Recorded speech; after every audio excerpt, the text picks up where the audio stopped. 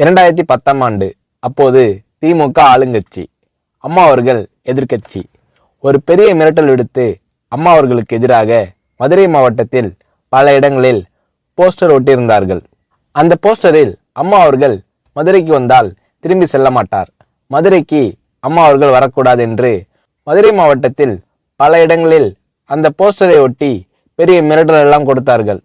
அதேபோல் ஜெயா டிவிக்கும் மிரட்டல் தொலைபேசிகள், மிரட்டல் கடிதங்கள் வந்து கொண்டிருந்தது. ஜெயா டிவியின் செய்தி பிரிவினர் இந்த மிரட்டல்களை பற்றியெல்லாம் தியாகத்தலைவி சின்னம்மா அவர்களிடம் சொல்லி அம்மா அவர்களின் கவனத்திற்கு கொண்டு சென்றார்கள். அம்மா அவர்கள் துணிச்சல், வீரம், கம்பீரம் இவற்றின் ஒட்டுமொத்த உருவம். அதனால் புரட்சி தலைவி அம்மா அவர்கள், நான் மதுரைக்கு போய் தீருவேன், பொதுக்கூட்டத்தில் பேசியே தீருவேன், எது நடந்தாலும் எதிர்கொள்கிறேன் என்று சொல்கிறார்கள். ஒரு கட்டத்தில் ஜெயா டிவிக்கு மிரட்டல் எப்படி வருகிறது என்றால், ஜெயா டிவியின் அலுவலகத்தை வெடிகுண்டு வைத்து தகர்ப்போம், அம்மா அவர்கள் மதுரைக்கு வந்தால் ஜெயா டிவியை ஒழிப்போம், இப்படியெல்லாம் நிறைய மிரட்டல்கள் தொலைபேசியின் வாயிலாகவும் கடிதத்தின் வாயிலாகவும் வந்து கொண்டிருக்கிறது.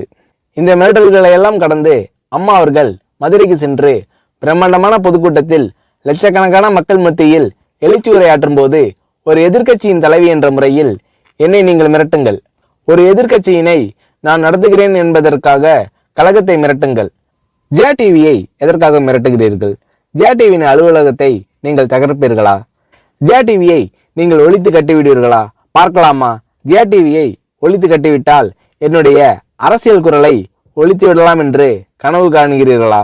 ஜெயா டிவி என் உயிருக்கும் மேலானது, நான் என்னுடைய உயிரை விட அதிகமாக நேசிப்பது, என்னுடைய அரசியல் கரமாக நான் போற்றி புகழ்வது, அதன் மேல் நீங்கள் கை வைப்பீர்களா, பார்க்கலாமா என்று எழுச்சி உரையாற்றினார் புரட்சி தலைவி அம்மா அவர்கள். இப்படியெல்லாம் அம்மா அவர்களின் அன்புக்கும் மரியாதைக்கும் பாத்திரமாக ஜெயா டிவி இருந்தது.